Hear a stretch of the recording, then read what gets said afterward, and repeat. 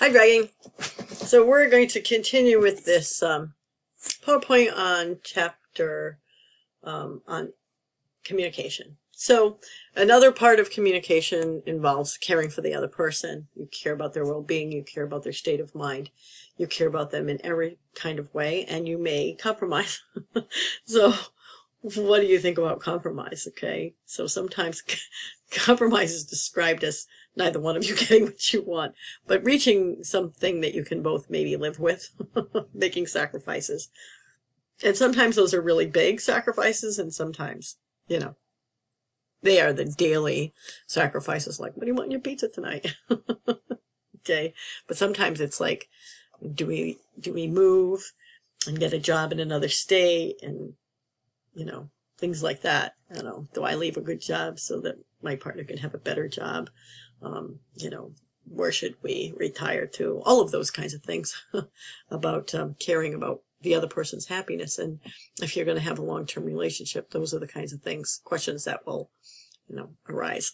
Do I have to go to his, to your partner's boring work dinner, put on a happy face and wish I, make it like I like this place instead of, staying at home and watching Netflix.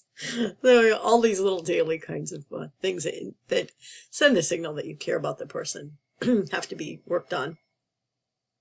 And you have to make sure that you both grow cyclically, you both promote each other's commitment, and the compromises really come in handy for doing that. And you make sure that when you do compromise, or the other person compromises, that you thank them and that you treat them with, respect and gratitude for all of the things that they do, or, even the little things that matter.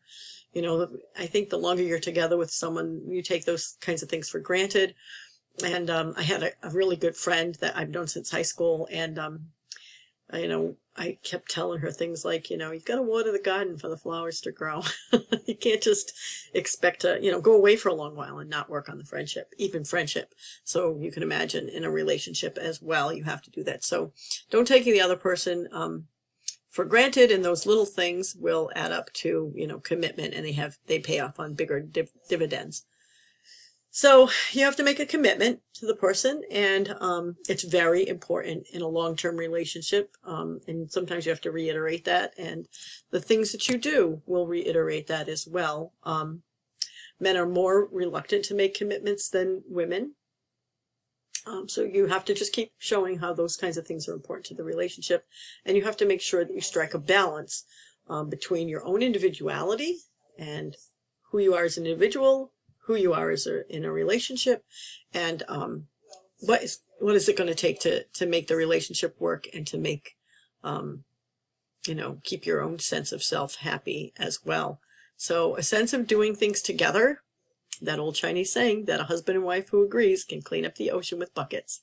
Okay, so if you have good communication and you're willing to make sacrifices and commitments to each other, there's nothing that you can't do together, and you just have to keep doing those things over and over and over again every single day. I know it sounds like a lot, but they're just really little things that will, add up and increase, the relationship over time. Okay.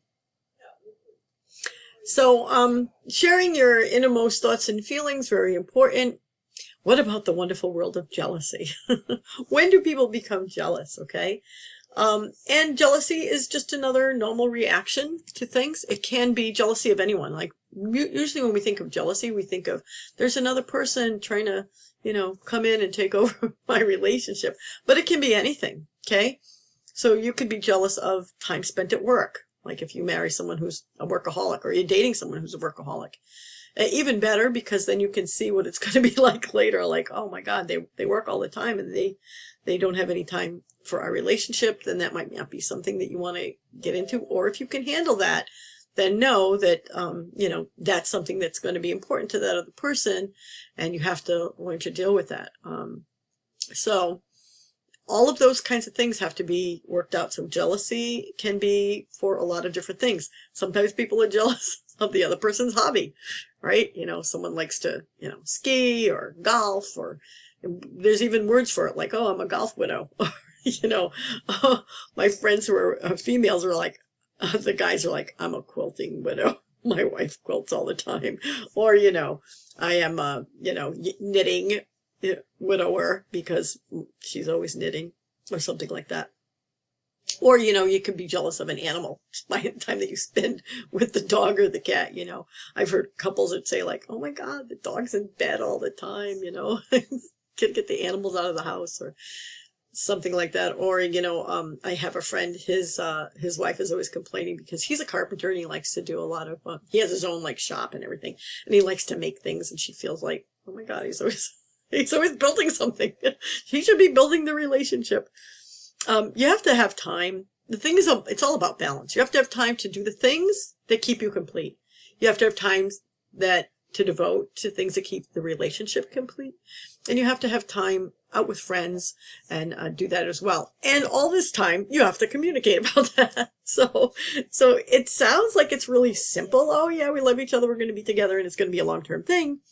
But there's a lot of give and take, a lot of planning, a lot of discussion, all of that kind of stuff that, happens. You got to realize that jealousy is a normal part of life and it happens at different times. And the best thing you should do is talk about it. Okay.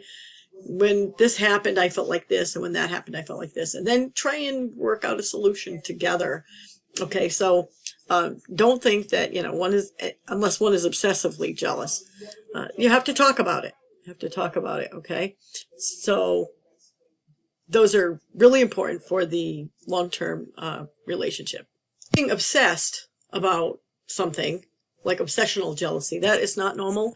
And if that happens, you really have to discuss that, communicate that, just like anything else, okay? So males become more jealous of sexual infidelity. That is deeply ingrained.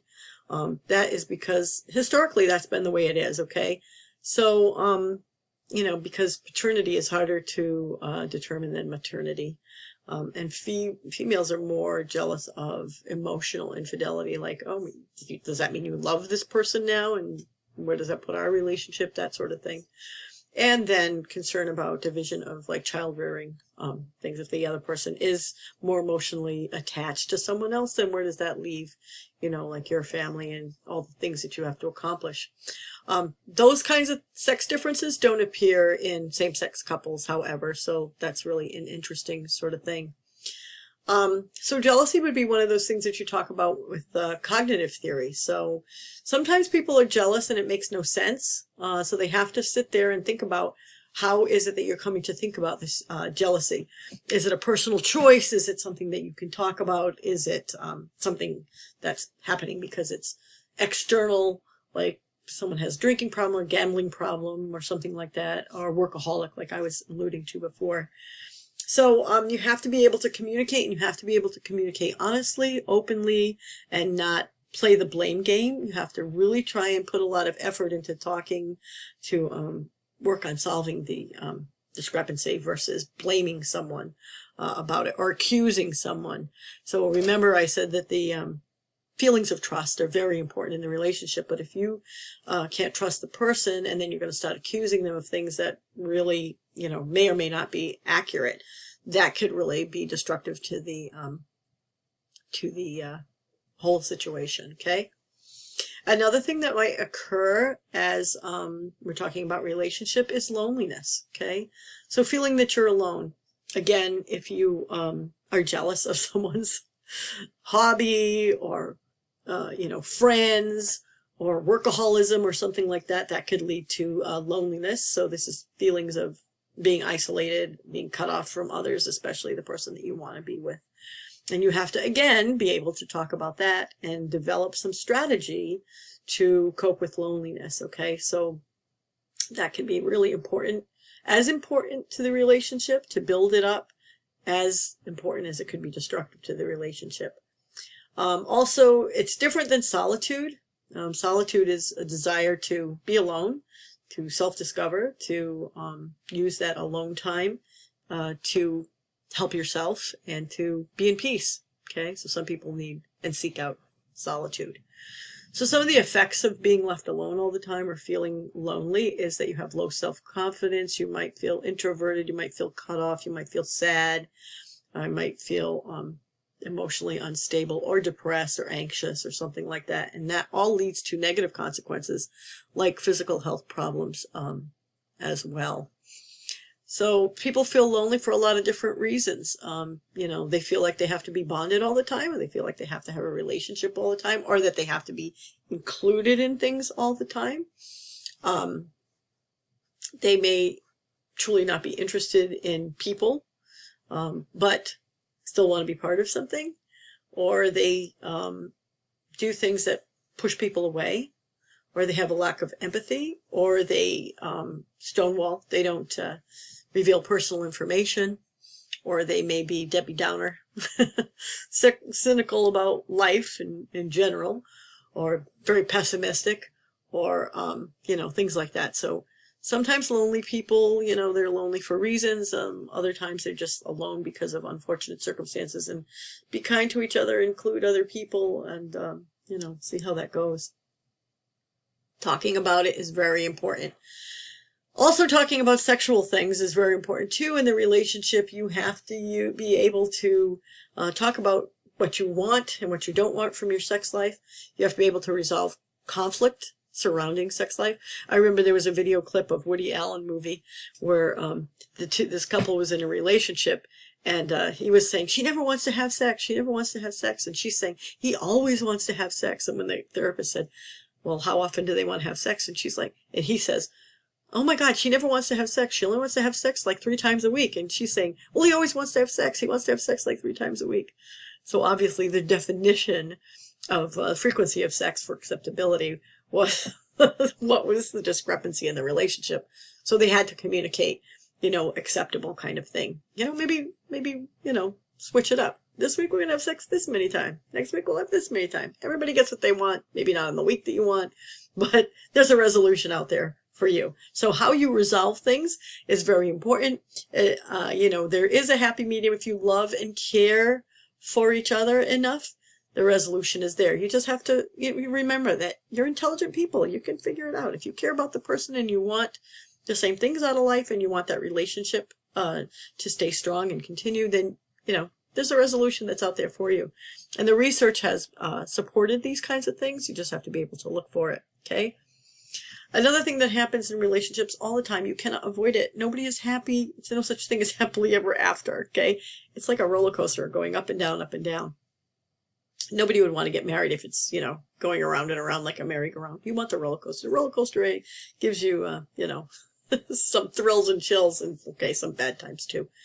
But you have to be able to resolve things in a good way and not in a bad way. So, my elderly couple that I was talking to you about, they were married for a really long time, but when they were fighting, everybody knew about it. It's not that they were yelling and screaming. It was just very cold. Nobody was talking at all to anyone. It was very difficult. It was very, winter was there. It was very cold.